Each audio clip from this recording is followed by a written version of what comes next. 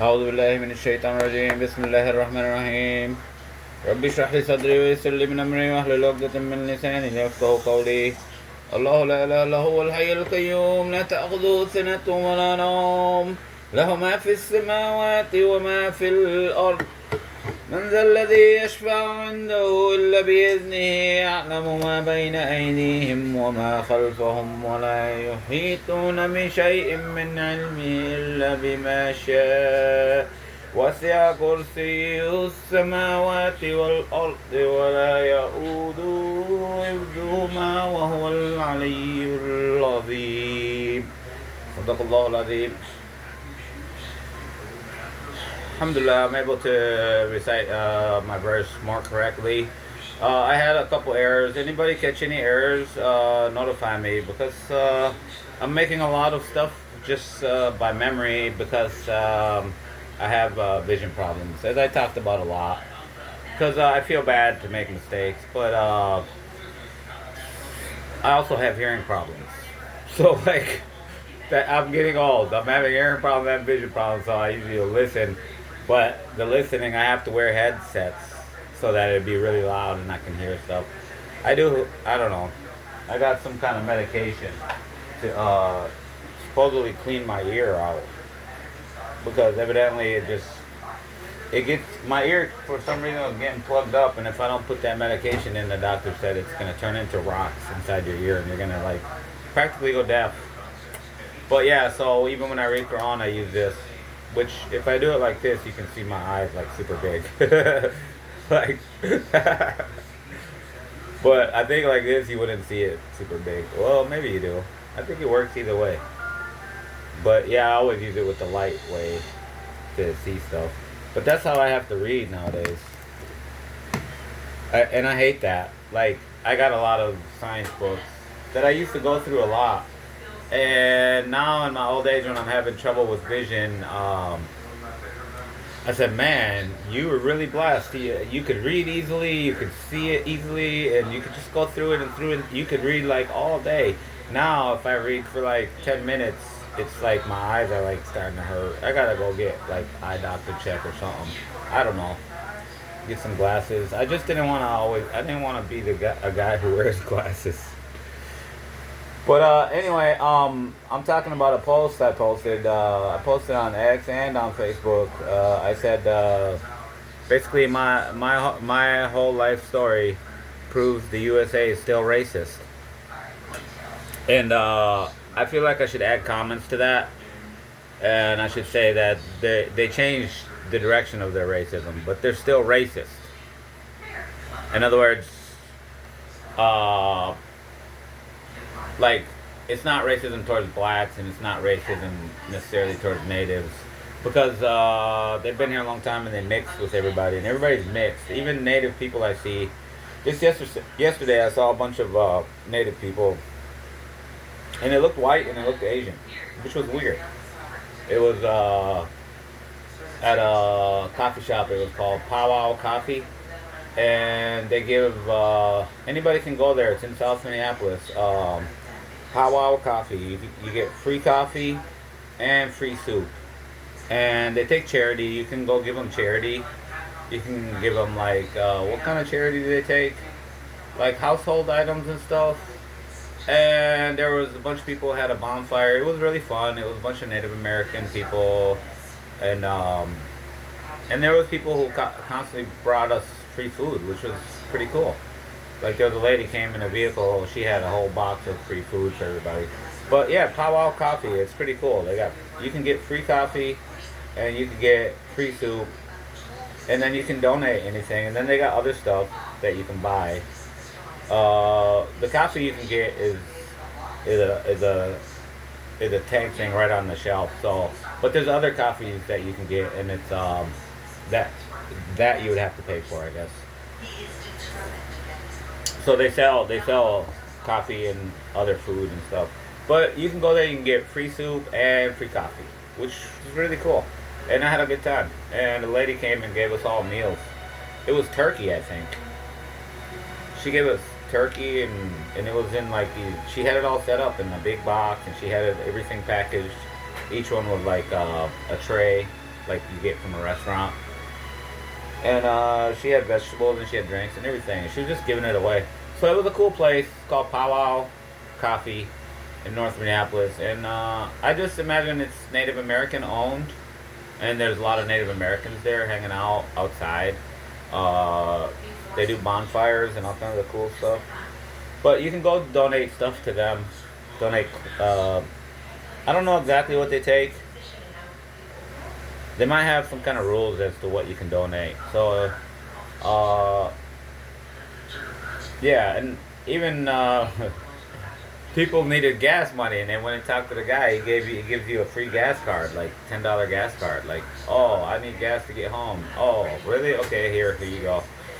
So my buddy goes there all the time, and he got me a free gas card because he was gonna give me some gas money to help him do something, and he got one for me, which was kind of. I got two of them, so it's $20.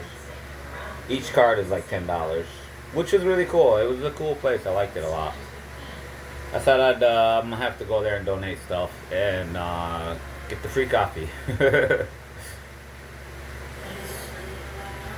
But yeah, I said my whole life story proves that the USA is still racist, and it seems like maybe like how I would have added to that is they changed the direction of who they're racist to, which is kind of messed up. And I did say something that sounded really strange to a lot of people. But let's say I'm an awakened empath, so you should, according to Professor Carl Jung, I'm some kind of treasure to humanity. Because most empaths basically die of insanity. Before they die, they go insane. And then we all go through, later in our life, we all go through a 10 years alone or 20 years alone. Because empathic, if you study Professor Carl Jung about how he describes being empathic, he basically is saying you have ESP abilities. And he says way more than that. And he gets all this information from interviewing those people. He basically said that because I'm that kind of person, basically have ESP, I can read your mind. I can read your mind, and then he said something really strange. I know all your memories I know a bunch of your memories from the past, and I know your intentions for the future. Even while you don't even talk about it, and you're not even currently thinking about it, somehow it comes to me. So, like, there was this guy that a lot of people accused of being a child molester. Well, not necessarily child, but like he just does molest Asian. Molestation. I was just say molestation. I always change one letter to an X. So people kept saying that about him, and it's funny because the first time I ever met him, I was like, I think that guy used to get molest'd when he was a little kid. Even before they ever said that. And then I always thought about it. I don't know why I thought that. Like, how do I know this guy's past? How do I know about his past? But I kept trying to convince myself, why do you think that? That's crazy. This is the kind of stuff that people with empathic abilities don't like. You don't like that kind of thing. You don't want to know it. And more than that, I was like, oh yeah, his mom used to bring people to the house just to molest him. And I was like, man, that's crazy. Why would you think that? And that's the kind of stuff that, like, when you have this kind of ability, you don't really want to know that kind of stuff. But later on, he was talking to us about it. He's like, yeah, there's these people. They're part of secret societies and all these things. And the mom will get these guys to come to her house, and she lets them freely molest her kids. And sometimes she sends the kids to their house. I'm like, whoa. He just said what, like, I read about him already. Like, that happened to you. He's like, yeah, I know, I've seen it. I knew people who did it too, and he basically said everything except it happened to me. But then later on, people are accusing him of that upon them. Like everybody started saying he does that. He does molest on kids. Sexual molestation. You have to spell right if you're gonna spell words. Uh, but yeah, it's so weird that I knew that about him like right away, and I thought like, man, if that happened to him, he's probably homo. It probably turned him into a bit homosexuality. That's what I thought to myself. And then later on, he was telling us all about it and how he knew all about it. And he knew kids said it that to do it too. He basically said everything except it happened to him. So then, as an adult, he became that. He started doing that, doing the sex abuse on young innocent people. And I actually knew a lot of people who were hanging around him, and I remember they just suddenly disappeared one day. And I literally I wanna send him a Facebook message on Messenger or something, and say, hey, did Mr. Issa molest you? Did he do the M on you? Like, I actually want to call everybody who used to hang out with him a lot. Because for some reason, they just suddenly disappeared. Like, you never heard of them. You never, whatever. Like, something happened. Something really pissed them off, and they got really annoyed. And I think he tried to do it. And then there was a guy I talked about in another video. His name is Abdul Hakim. He told me one time, uh, again, because I'm an awakened empath, as soon as I met him, you could say it's ilham, like a message from God to my mind. Uh, I didn't even talk to him really. He was just making a adhan, and right as he's making a adhan, like Allah Akbar, Allah Akbar, Allah Akbar, Allah Akbar, Shadu la ilaha illallah, Shadu Muhammad Rasulullah, Shadu Muhammad Rasulullah, and then boom, right there, he's homosexual. Like, whoa, who is that guy? I don't even know who that is. What the heck? And what God's telling me is that guy's homo, and he's gonna get attracted to you. So he tried to tell me that Mr. Issa molested him, and then I was like, oh, that's who's been saying that. That's who's been spreading that rumor. That's you. And I'm like, but you're the same age as he is, and you're stronger than him. I told him straight to his face. I said, you mean you both were homosexual and you did homosexual stuff? Are you still that? And he got so mad. He got so angry. Like, some people will keep spreading rumors and lies, and then you read right through it when you're an American empath. You read right through it, and you tell them the whole truth, and they get so mad. They get so angry. He got so angry, and then he started spreading the same rumors on me that he spread on that guy. He started telling people I'm gay. He started telling people, like, all kinds of weird stuff about me. I'm like, oh, that's what you do? You just spread rumors about people to cover up your own your own side? Is that what it is? But yeah, he kind of like, we started falling out when he tried to tell me that, and I said, oh, you mean you both were gay? You guys both did gay stuff? He basically practically just sold out on me, and our friendship like almost ended. And then later on, it turned out him and all his friends, all the people who are close to him and hang out with him all the time, they're all homo too. It's like a homo club working on how can we molest this person, how can we molest that person.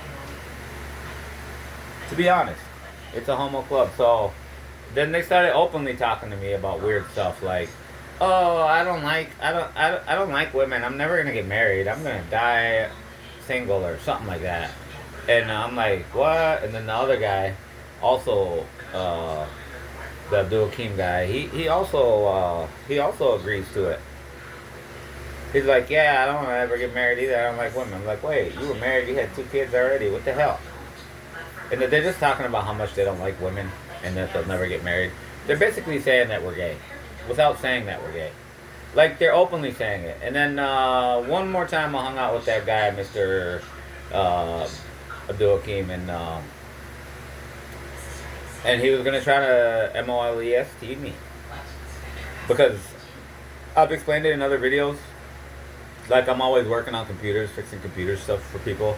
So I'm fixing the computer for him, and he's like right here. Say his head's right here. He's looking at the computer screen because the computer screen's a lot bigger.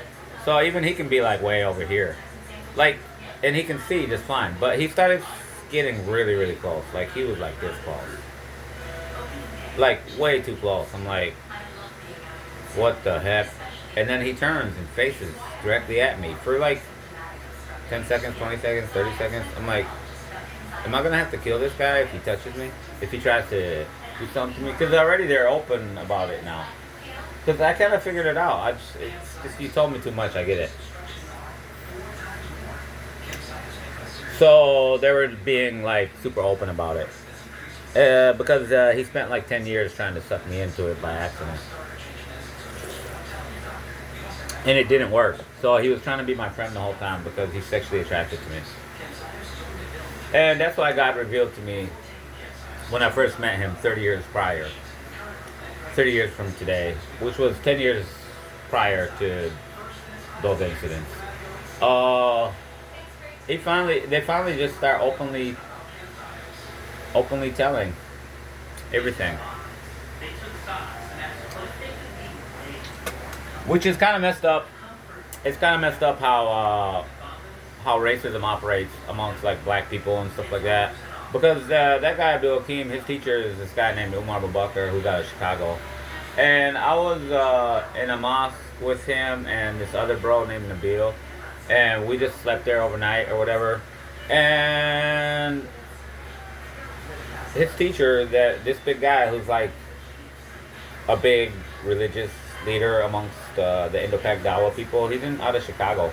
People know him. If you go to those Indo-Pak people and say, who's Umar Abubakar in Chicago? They'll be like, oh yes, he's a great guy, he's this, he's that. They act like he's the Pope. But that guy drugged me with a drug while I'm sleeping in a masjid and RAPE'd me. He did. And the way I know is I woke up and found semen right here. Like I don't have like a 2 foot long penis to nut on myself in a wet dream way up here. Like if I've ever had a wet dream, it's always been down here, of course. Because you got pants on and stuff. But it's weird because I'm looking at it. I'm looking at the shirt. I'm like, the shirt's not wet. Why is my chest wet? Like I thought somebody must have dropped something on me. Like by accident. Like you're walking around with coffee and you kind of spill it or something. It falls or whatever. That's what I first thought, but I was like, how come the shirt's not wet? That's my first instinct. How come the shirt's not wet? Because if they dropped it, the shirt would be wet, and then it'd be on my chest. So I'm like, what is that? And I stuck my hand down there. I'm like, oh, it's all sticky and gooey. Like, what the hell? I'm like, in my mind, I was like, let me smell it, see what it is. I'm like, oh, that's male semen. Ugh. Who did that? So, but the weird thing why he did it, and why this other guy did it, because he's like his student. Why they do this stuff to me is because I'm around a lot of black Muslims, and they're using racism in the sense that if he finds out about it, if I find out about it and I start telling people, well, they're all black and they think I'm not black, so then they're like, nobody's gonna believe me. So they used racism to get away with it. So the guy named Umar Abubakar, why would he do that to me? It's because I'm not black. And it's weird, the other guy that was with us was also mixed. His name was Nabil. And even till this day, I want to ask him, did you wake up and find some sticky stuff on your chest? Like he might have, it's possible he did, both of us. But like the thing about men is you can't like ejaculate that often. He would have had to like drug me and did it, and then like 4 or 5 hours later drug that guy and did it, to be honest. But I actually still want to ask him. His name is Nabil. People know him because we were both light skinned, mixed. And he was using racism. He was using racism to get away with it. In case, let's say, the the the drug that he gave me to knock me out might not have worked. I might have woke up, I might have seen it, and then I might tell everybody, etc., etc. He, in his mind, he's using racism to get away with it. In the sense that if I tell people, nobody will believe me. And I already knew that, so I didn't tell anybody for like 20 years. And then I told everybody at 20 years, because I actually wanted to tell everybody every day. I wanted to tell them, man, you know the guy that you guys respect and think he's like a religious leader is actually a monastic and a kafir, and he RAPE'd me inside of a masjid. And so I told some of my bros who were like close to me, and they so much didn't like that statement, they stopped ever wanting to talk to me. They just didn't like it. And I told them 20 years after the fact. They just think that I'm trying to like, what they think is I'm trying to be discriminatory and racist towards that guy because I'm not black or something. And he's like high up and whatever. And I'm like, no. The thing people have to understand about me is my real given names, as I've talked about in other videos, is Scarface, the truthful genius. That's my real given name. So Allah and the Malaika call me Scarface. Malaika revealed that to me while I was watching the Scarface video. They said, that's what we name you. That's the name you. That's your name with us. That's what angels told me. So that means God chose that name for me, Scarface. And as soon as they said that, I'm like, what's wrong with my face? And I'm watching the video of Scarface because he's got like a mark on which eye, the left eye, because he fights a lot. And all I can think of is, what's wrong with my face? And I have a broken tooth right here. I'm like, oh, is it because I have a broken tooth? What's going on? And a lot of people don't know why I keep a broken tooth. Because they fixed it 1, 2, 3 times. It's been fixed 3 times and it broke. But each time it breaks, I catch it or whatever, and I look at it, I'm like, man, this has metal in it. It's got metal inside of it. And the Prophet Muhammad ﷺ told us, don't put metal in your mouth or in your body unless you absolutely need to.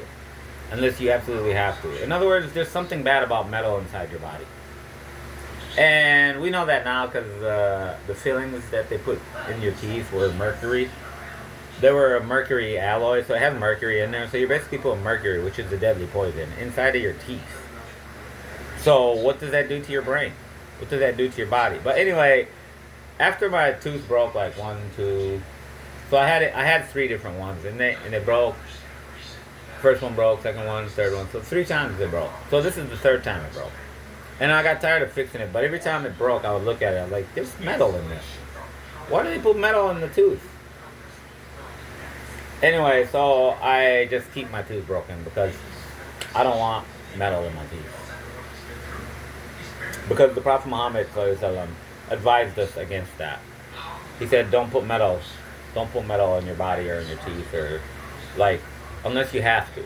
Unless you have to do it to save your life. So I don't need a tooth to save my life. So that's why I have a broken tooth. And I thought about getting a decorative tooth, but like, I always think about those gold ones with the stars and everything. I'd be like, hey, what's up, you guys? And it'd be like gold right there. I thought that would be super cool, but then that's metal. That's more metal in your mouth. More metal you're putting in your body. So it's problematic. And every single tooth replacement, that's how they do it. I don't know why, man. I was going to tell people, like just now, I ended a phone call. It said possible scam. But it's weird because, like, say you apply for a loan or you apply for some kind of something or other on the phone. The problem with that is they keep selling your information. Once they know that that phone is active and it's a real person on it, they're selling it. They probably sell a whole entire database, like 1 million active phone numbers right here to all the telemarketing people. So if you call one telemarketing person, next thing you know, they've ruined your phone. They literally ruined that phone. Like, I want to go to the phone company and tell them change this number. I want a totally different number. Because none of my close friends really use that number and call me. I might actually go do that. But I don't want to keep trying to...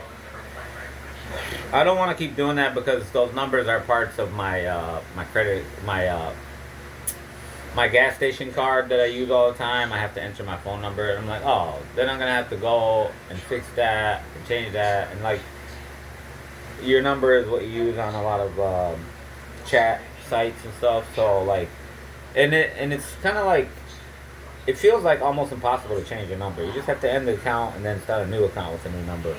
But that's the weird thing about that. But yeah, like my phone blows up like every day, like 10 to 20 random telemarketers calling me every day until I don't want to ever answer the phone. It's just and I don't care who it is, and then I go back and check all the numbers and block, and it's never ending. It doesn't decrease the amount of calls at all. And that's why the IRS and the CIA said they can't handle modern scamming that's happening in the world. You're gonna have to get insurance. You're gonna have to this. You're gonna have to that. They just can't handle the internet scamming.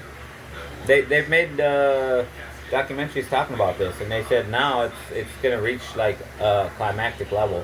So somebody might be calling you talking about, oh, you can like let's say I get 20 calls per day talking about, oh, you're approved for a loan, you can get this loan, etc., etc. Like if you were to call that and give them all your info, who's to say that's not somebody trying to like steal your house, which is property theft. So there's insurance for that. They got different names of that insurance, and it's usually not that expensive.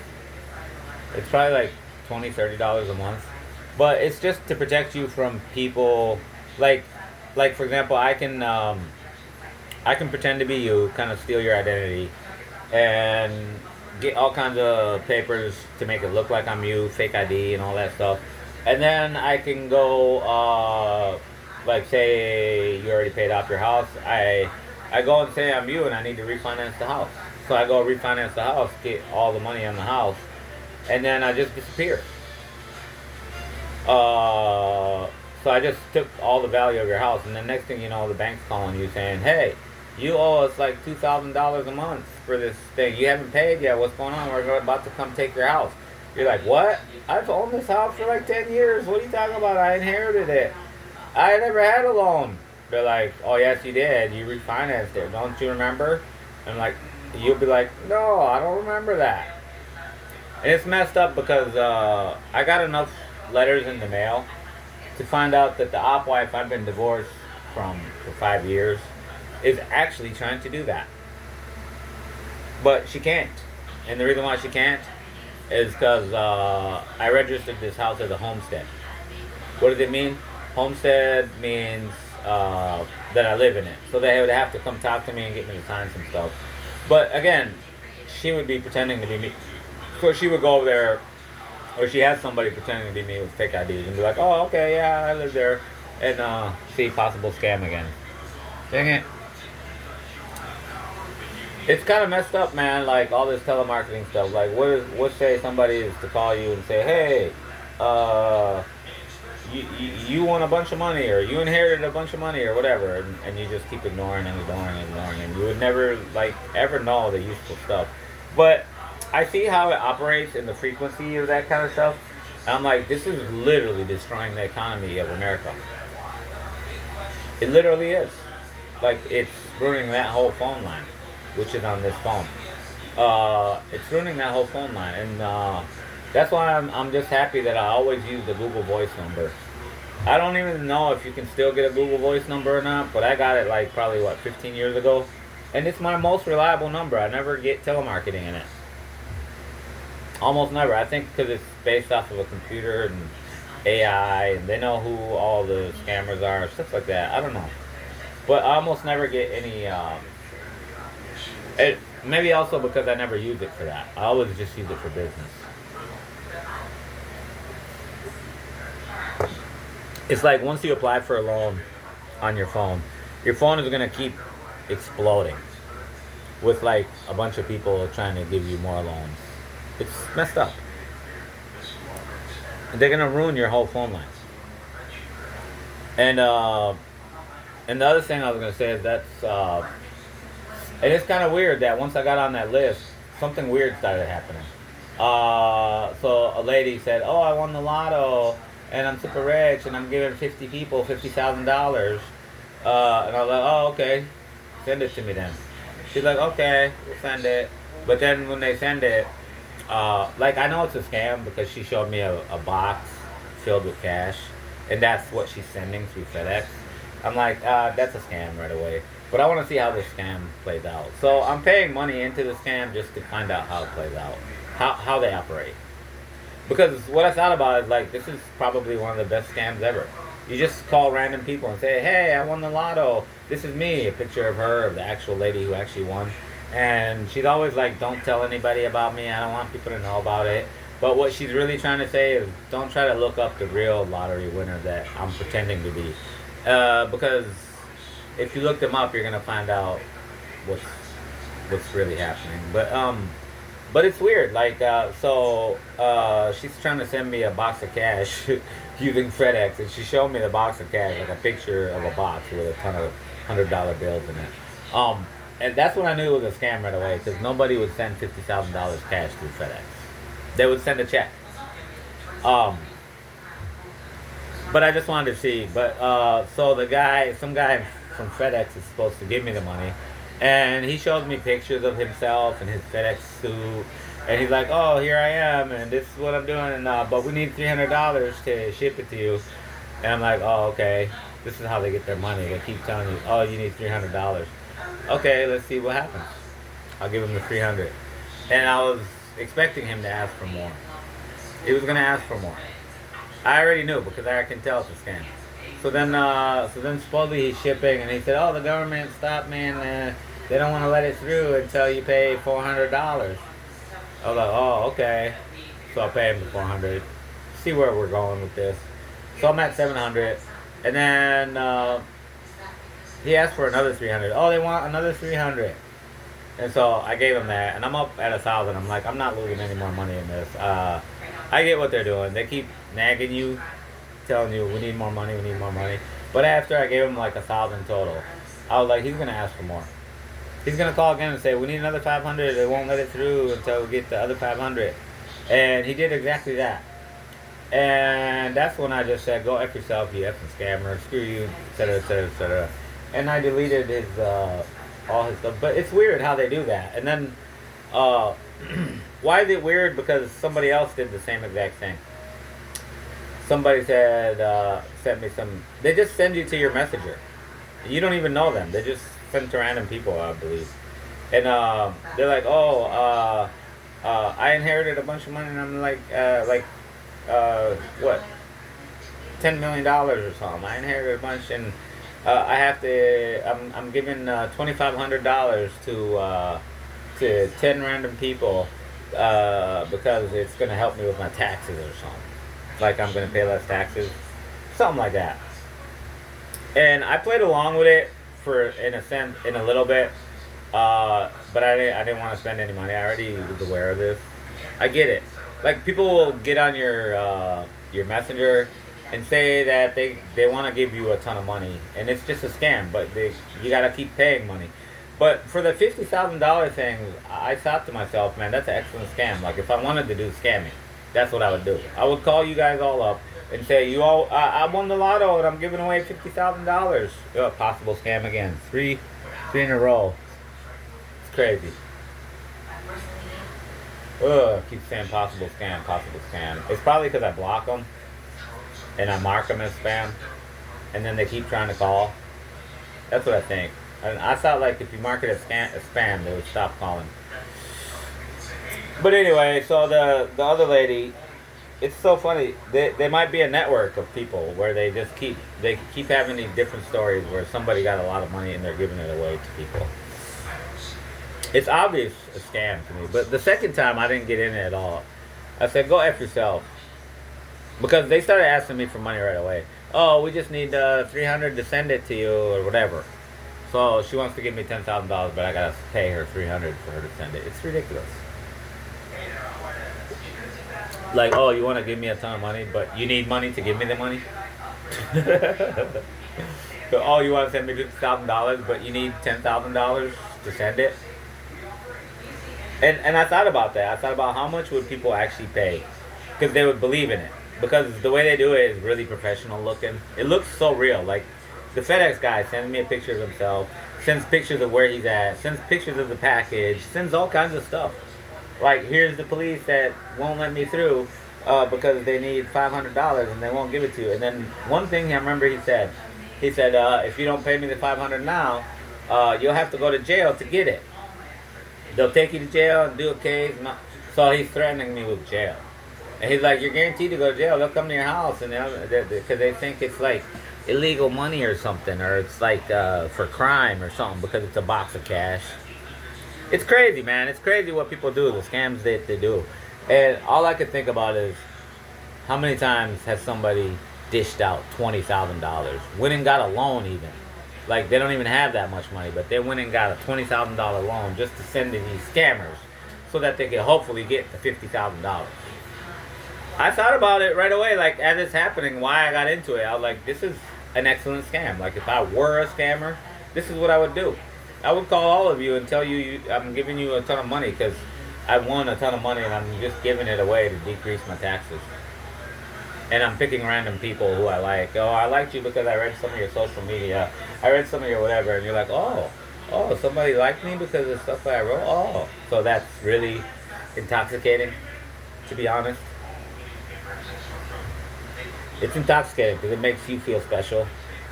Like, I'm not wasting all my time on social media. They're actually paying me back. Like, I'm actually getting $50,000.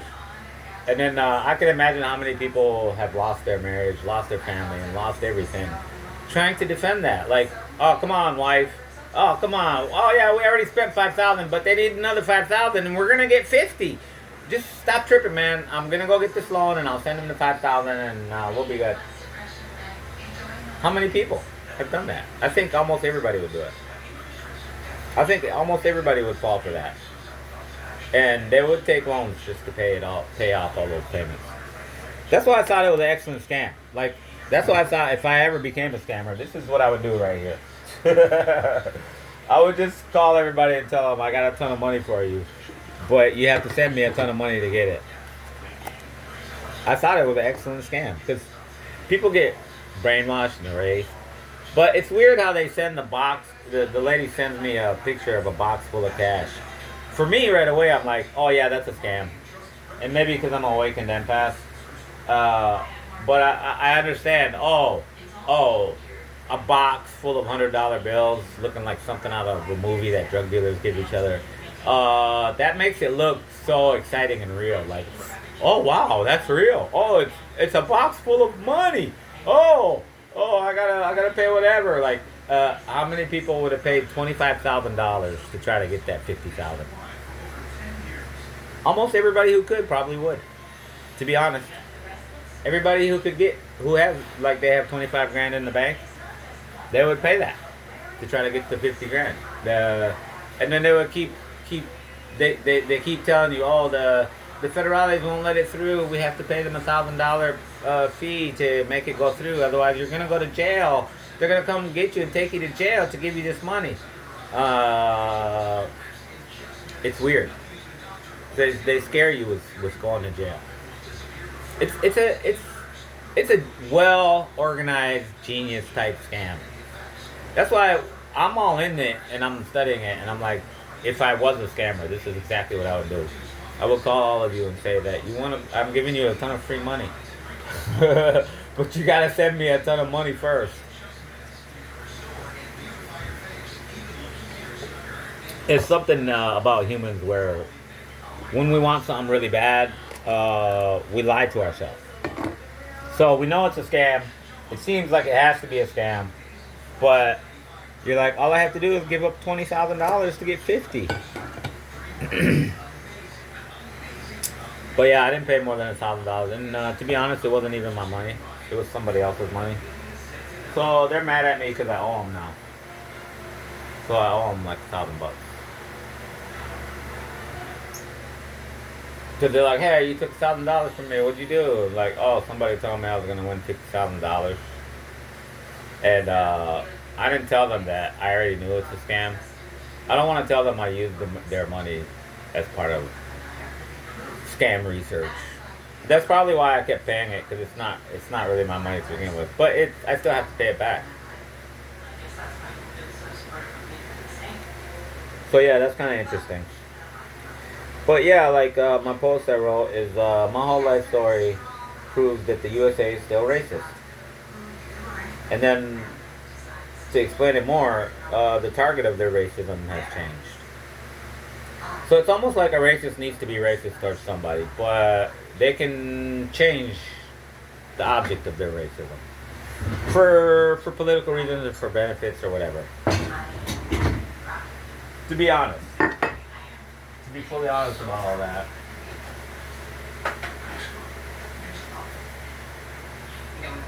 And the reason why that is for example, like how to explain my whole entire story. I know a lot of parts of my story people don't want to believe, like how much money has been spent trying to kill me and steal all my inventions, and I'm still alive and they haven't stolen nothing.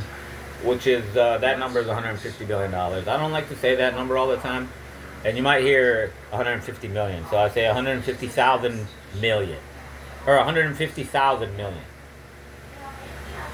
So you know it's 150 billion, because it just sounds so crazy. People are like, "Oh, he didn't say a billion; he said million." 150 million.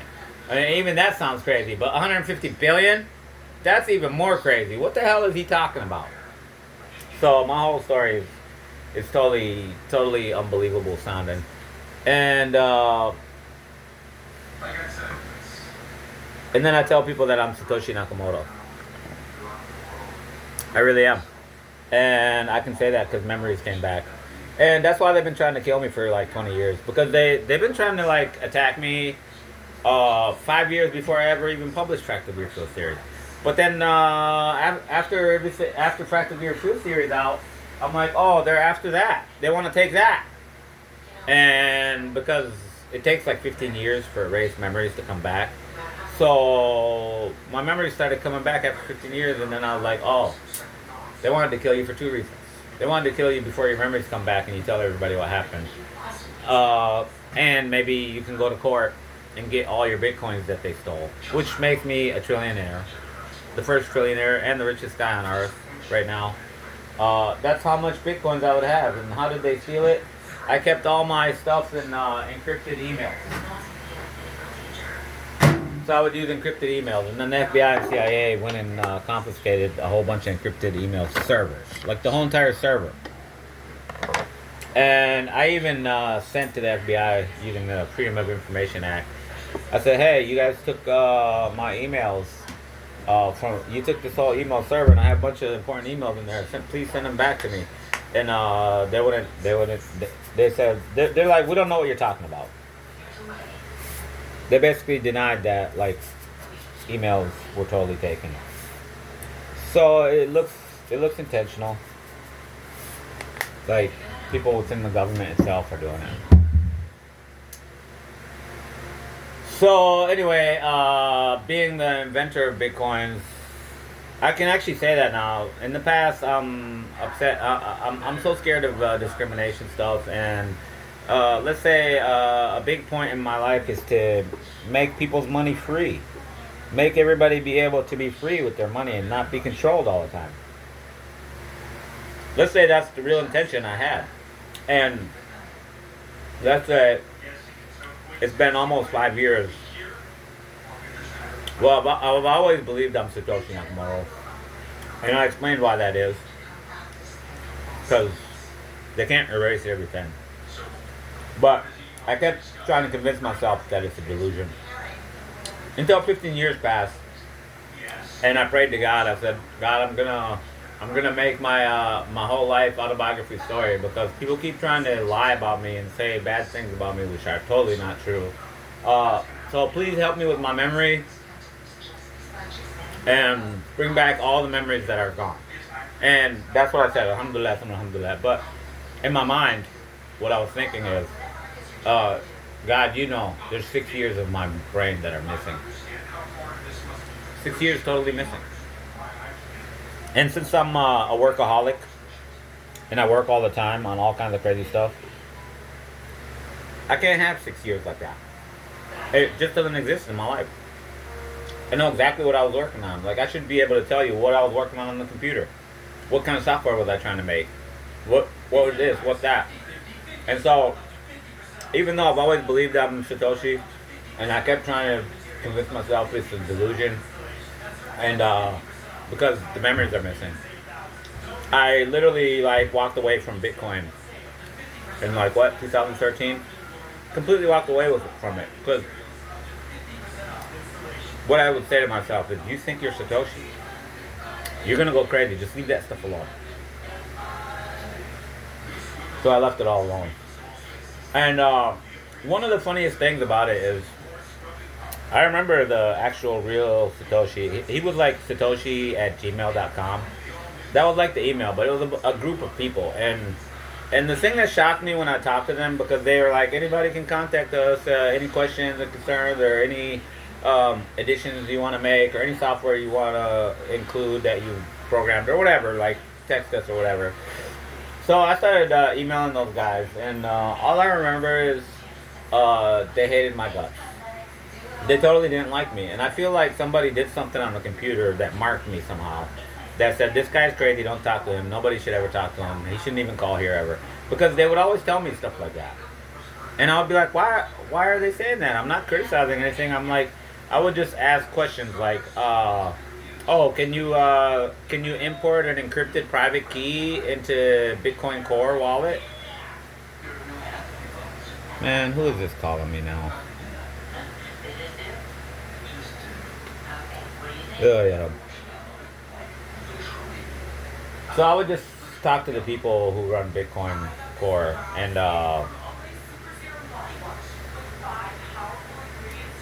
they kept insulting me all the time.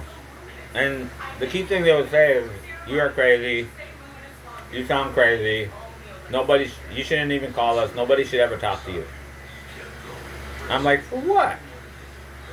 I was just talking about the software. And then I just left them alone.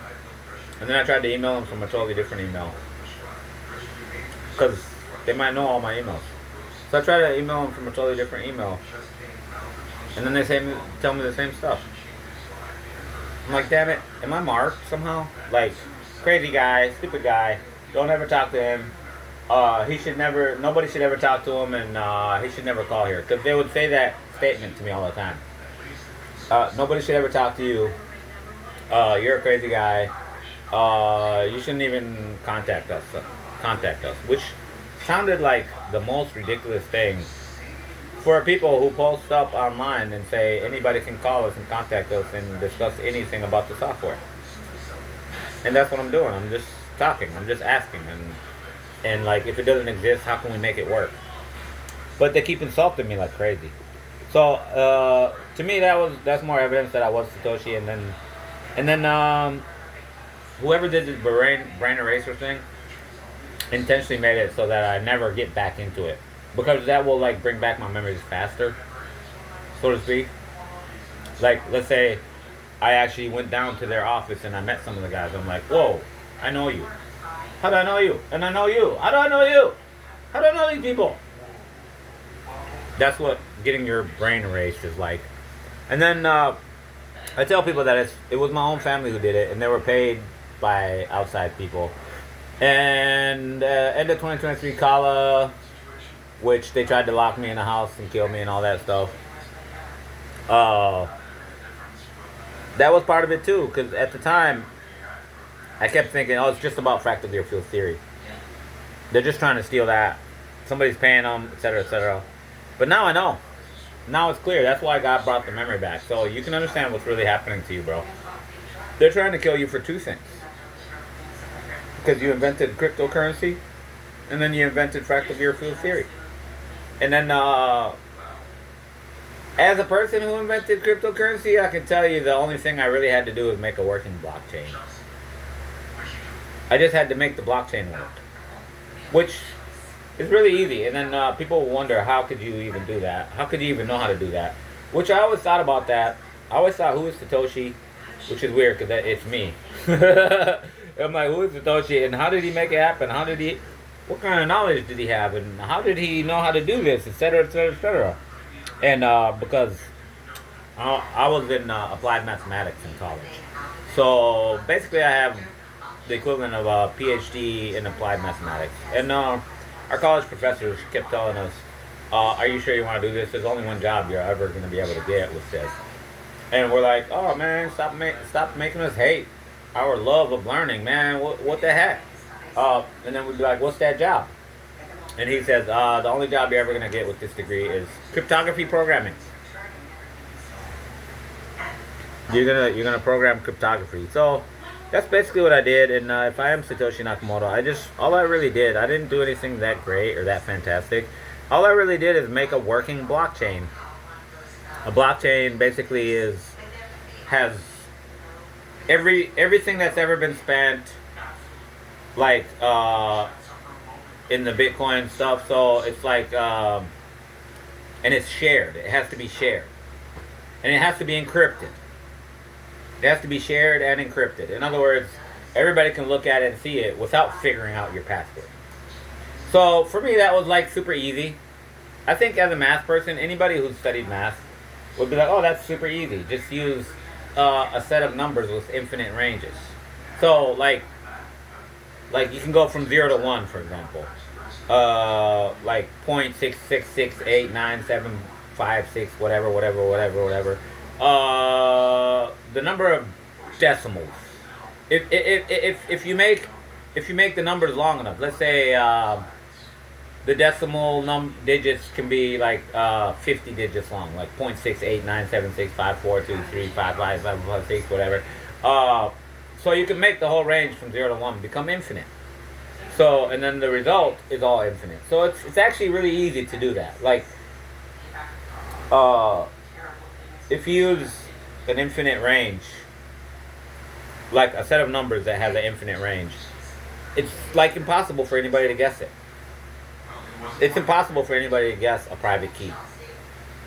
And that's easy, and that was already established. I didn't really have to establish that. That was already there.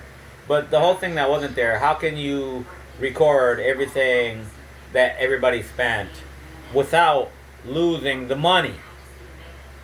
Without creating a cryptography problem. So, in other words, you have to share. You have to have a public key. So when you have the blockchain, you have the public key, and then, but it's a long story. But like everybody who ever wanted to know who Satoshi Nakamoto is, their number one question they want to ask him is, "How did you make the blockchain work?" Because people, Bitcoin, like the idea of cryptocurrency, was already in existence, but they never had a good working blockchain. They didn't have a way to share the whole bank, like to have the whole bank's data shareable without losing your money. That's all it was to it. I mean, to be honest, how to share all that data without creating a hazard of theft.